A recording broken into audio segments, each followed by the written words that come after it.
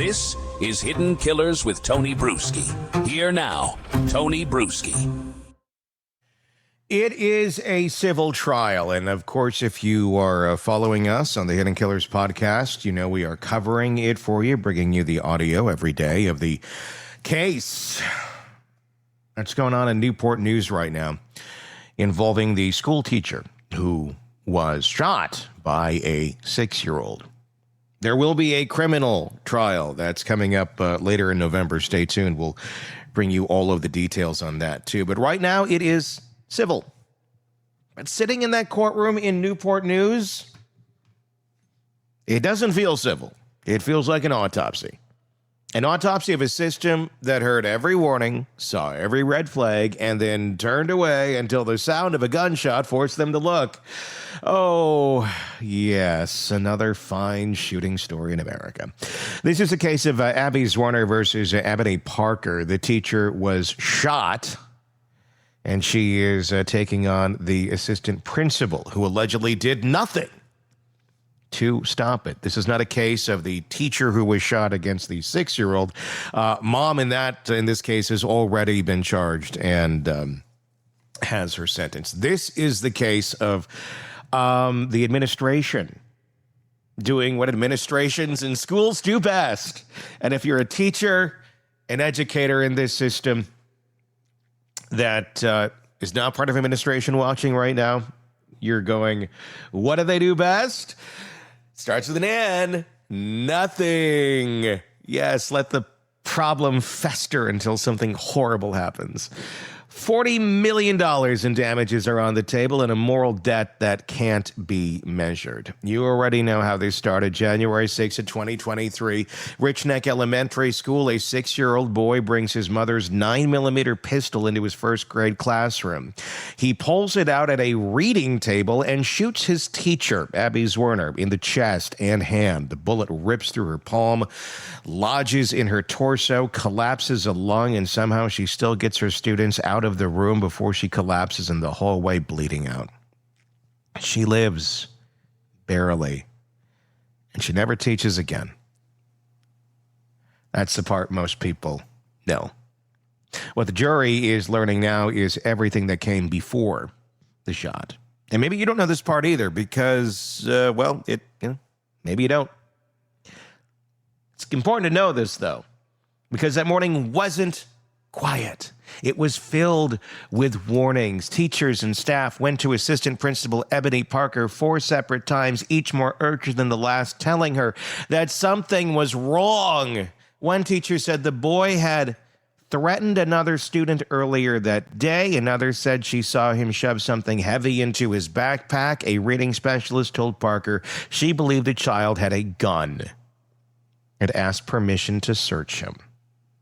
That's where the world we live in today, kids. I know. You have to go get, if you think the kid has a gun, you have to go get permission to search him. Yeah, we're really protecting our children well, aren't we? According to testimony, Parker said no, that she couldn't authorize the search, and besides, his pockets are just too small. Yeah.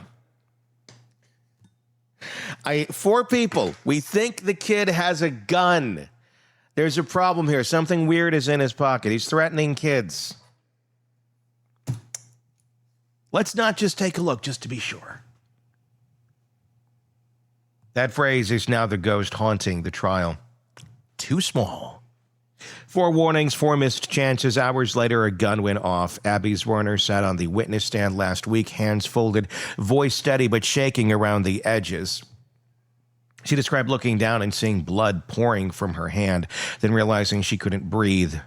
I thought I had died, she told the jury. I thought I was either on my way to heaven or in heaven, and then it all got black. 6 surgeries later, a bullet fragment still lodging near her spine, and she still can't open a jar or hold a water bottle properly.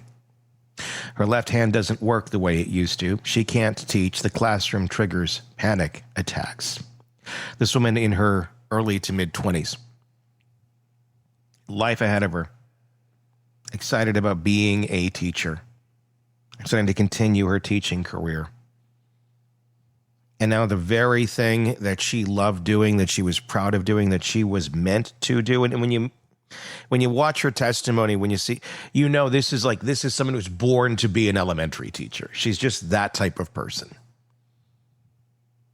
Now that very thing that she loved is so triggering, she can't do it. Take the thing you love doing most, the thing you get the most fulfillment of. And because some moron in administration doesn't want to take something seriously, that ruins it for you for the rest of your life. And you're so lucky that you even have a life at this point because of that horrible, idiotic, dumb-ass decision by the administration at the school district. And I know there's so many teachers watching this right now going, oh my God, I could totally see this happening in my district. I could totally see it happening with the administrators that we have.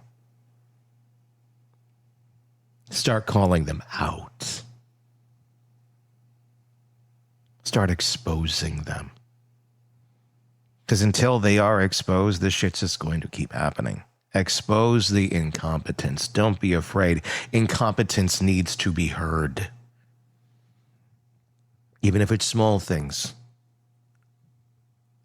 There's ways. Every loud sound now feels like a gunshot to her. And of course, why wouldn't it?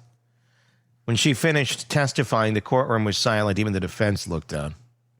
Then came the parade of teachers and staff. Everyone gave the same story from a slightly different angle. They warned Parker. They asked her to act, and she didn't. The reading specialist, a woman named Kimberly, described walking into Parker's office that day, saying she believed the child had a gun and asking to check his bag herself. Parker's answer, no, you can't search a student. We'll handle it. But nothing was handled. Kimberly's voice cracked on the stand. She said she still sees Abby's blood when she closes her eyes. A guidance counselor testified next. She said he went to Parker after hearing that a teacher had seen the boy hide something in his backpack. He expected immediate action, maybe a lockdown, maybe a police call. Instead, he was told to go back to class. So the guidance counselor can't. Why is this bitch the gatekeeper of the backpack? Why does this one person have to make this call? This is the bureaucracy and insanity that we are living in, obviously in so many places, but yes, in our school system. Probably the same reason why it took nearly 300 officers standing outside Uvalde School in Texas, and no one would go inside for the one teenager with the gun as he was slowly picking off children. Bureaucracy. Got to get the permission. Got to do this. Got to do that. I'm not blaming these teachers here. They were doing, again, what they were told, and administration fails once again. The jurors have heard about that morning minute by minute. Each conversation with Parker, each ignored warning, stitched together in a timeline that ends in gunfire. The defense attorney for Parker keeps hammering one point. This was unforeseeable bullshit. There's no reasonable person could predict a 6-year-old would shoot a teacher. That hindsight is cruel, and Parker did what she thought was right with the information she had. That is the argument that she is making. They say she's being scapegoated by the district, desperate to save its own skin. Maybe she is, but at the same point, she made a horrible choice. Let me tell you something. You want one of my very first reporting things? It involves something similar to this. Thank God nothing horrible happened. It was right after Columbine. I was a senior in high school when that was going down. And I worked in media. And I got a hold of a threat letter. This is 1999-ish, right around there, 2000.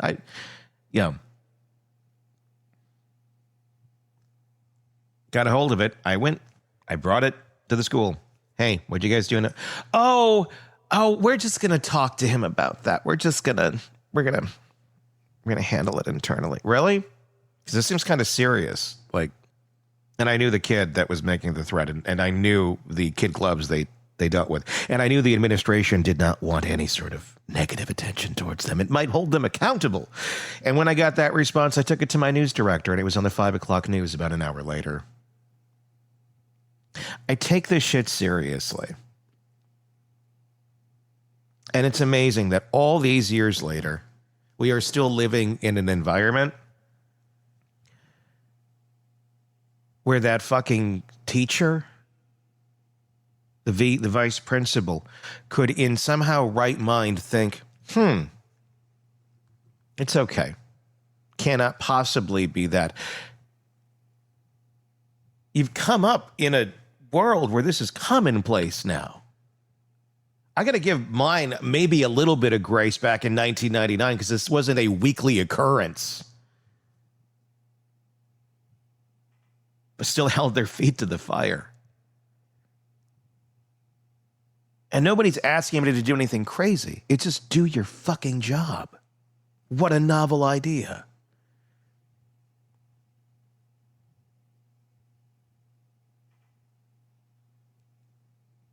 The problem is the evidence doesn't back up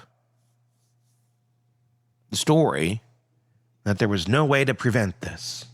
No reasonable person could predict a 6-year-old would shoot a teacher. You're right, they couldn't.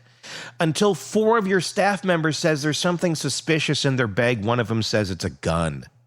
And you're still like, A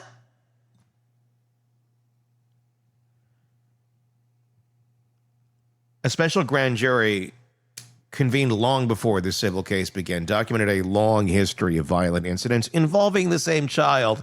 Ooh, surprise, surprise. They let him just keep coming back, didn't they? Including an episode where he choked a teacher. Let's just keep letting him come back to school.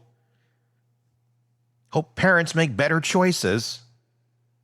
The grand jury's conclusion, administrative failures made the shooting entirely preventable. That phrase, entirely preventable, has shown up again and again during testimony because that's what this trial really is, a fight over whether inaction can be negligence and whether negligence can be worth $40 million. One of the most emotional witnesses so far was a parent volunteer who happened to be near the office that morning. She testified that after the first warning came in, Parker looked distracted, overwhelmed. She said Parker brushed it off, saying, "We'll handle it after lunch." Yeah, like that's something you can handle after lunch. Those words hang heavy now, because after lunch, Abby Zwerner was in the hospital. The courtroom has become a study in contrast. Zwerner sits quietly, her left arm wrapped, eyes fixed straight ahead. Parker, on the other side, mostly avoids looking at her. When the jury watches them both, they're seeing two different kinds of power. One that acted instinctively to protect others, and one that didn't act at all and now really wants to cover their ass. Medical experts took the stand next. Doctors described the bullet's path, the surgeries, the long-term impairment. A hand surgeon showed x-rays. A trauma specialist explained how the lung collapse could have killed her within minutes if paramedics hadn't arrived when they did. The prosecution asked how long recovery would take, and the answer? The rest of her life. And then came the psychologist. He described classic symptoms of post-traumatic stress, flashbacks, anxiety, depression, loss of purpose. He said Zwerner has nightmares about the classroom. When asked if she'll ever return to teaching, he paused before saying, highly unlikely. The defense objected, arguing the testimony was speculative. The judge overruled. The jury saw the look on Abby's face when the psychologist said it. You can't object to that kind of truth. A civil trial is unusual because a judge already ruled it could bypass Virginia's workers' compensation system. He decided that being shot by a student is not a risk peculiar to teaching. That ruling opened the door for this lawsuit. And it's sending shockwaves through school districts nationwide. If Parker loses, administrators everywhere may suddenly realize that we followed policy isn't enough to keep them safe from personal liability. Thank God, because your policies suck. The defense has tried to humanize Parker.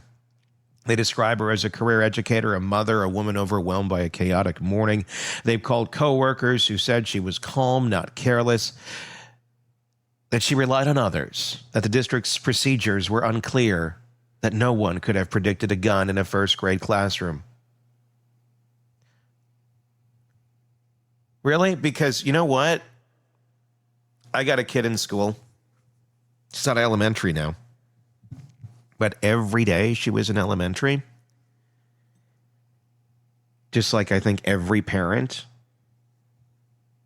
out there that sends their children off every single morning can predict a gun in the classroom. And it doesn't matter what grade it's in. So if the damn vice principal can't predict that, I'm sorry, there's a lovely position for you at Denny's. The Rudy Tooty Fresh and Fruity is all ready for you to start serving up every morning. If you can't predict a gun in your classroom.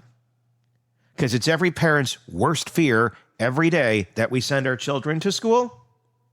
Because it's a very distinct and real possibility. And if you can't predict that shit, again, Denny's is hiring. But then the plaintiff's team plays the timeline again. The warnings stack up. The pockets comments echoes through the classroom. And the jury keeps seeing the same pattern. People raising alarms, Parker doing nothing, and a teacher bleeding out because of it. So far, no one has testified that Parker even called the police that day. I'm sure someone did. No one remembers her calling for a lockdown. No one recalls her even leaving her office to check on the child. Her inaction is the story. All of these allegations, by the way, allegedly, okay? She has her criminal trial later in the month. The defense is hoping that fatigue will set in, that jurors will start thinking, we get it, she messed up, and stop listening. But that hasn't happened. Each witness adds a new dimension to the negligence, and the cumulative effect is devastating. The testimony also shows how culture, not just one person, made this possible. Teachers testified that they'd been told to be cautious about disciplining students. They worried about parental backlash, lawsuits, and accusations of bias. This is something I know every single teacher out there deals with every single day, and it's freaking maddening, and that's why we have the problems that we have, and that's why teachers are leaving in droves, and that's why you have zombie monsters coming out of high school at the end of the day. We're like, why don't they act like other adults? Why can't they seem to get this down? Because they've been living in Lord of the Flies for the last 18 years of their lives. Well, we've all said, well, check the box, show up for the plays. Good grades, okay, great. Did you see how low the standards are to get those good grades, by the way, half the time? The fear of overreacting in the United States school districts is paralysis. And that paralysis ends with gunshots. That's the real virus running through American schools, fear of being wrong. And it's on full display in this courtroom. The trial has also shown glimpses of Abby Zwerner's quiet strength. When the defense cross-examined her, they asked if she'd ever felt unsafe before that day in the classroom, and she said no.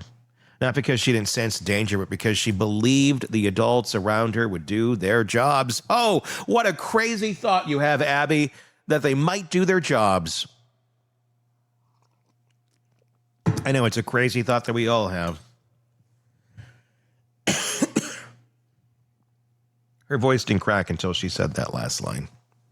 Belief in the system was her first mistake. Trusting it almost cost her her life. And as of this week, the jury has heard opening statements, medical testimony, and witness after witness confirming that the school was warned repeatedly. Body cam footage of the aftermath was played outside the jury's presence while the court debated its admissibility. Reporters who saw it described it as chaotic, bloody, and unforgettable. The defense wants to keep it out.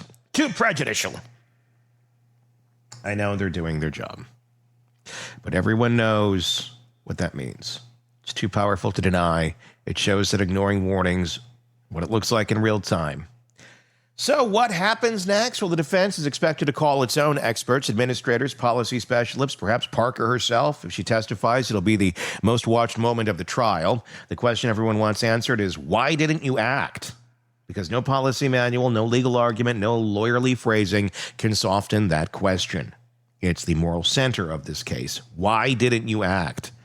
The verdict will come later, but the impact is already visible. School boards are reviewing threat response policies. Teachers are watching, wondering if someone will finally stand up for them. Parents are realizing how fragile the word safe really is. And in that courtroom, one woman sits listening to every excuse, waiting for the world to call her trauma what it truly was, preventable. Abby Zwerner didn't sign up to be a symbol. She just wanted to teach first grade, to make kids feel safe enough to learn. We didn't talk about that at all. Let's think about all the kids who witnessed their teacher getting shot. You want to talk about a little trauma there? Good job, VP.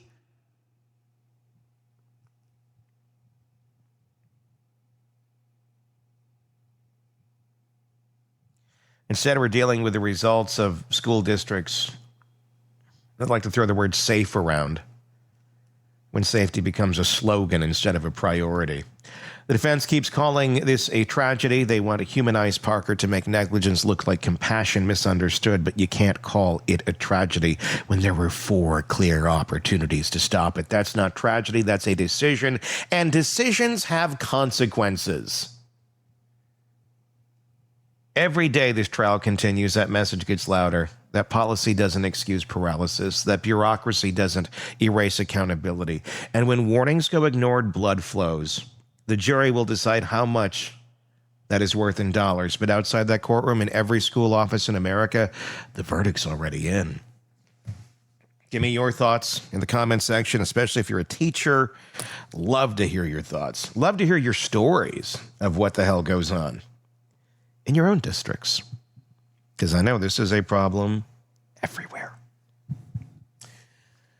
Search Hidden Killers with Tony Brueski to find us, and please do press subscribe wherever you get podcasts, social media, wherever it is. Please do hit subscribe. I'm Tony Brueski. We'll talk again real soon. Want more on this case and others? Then press subscribe now and don't miss a moment of true crime coverage from Tony Brueski and the Hidden Killers podcast.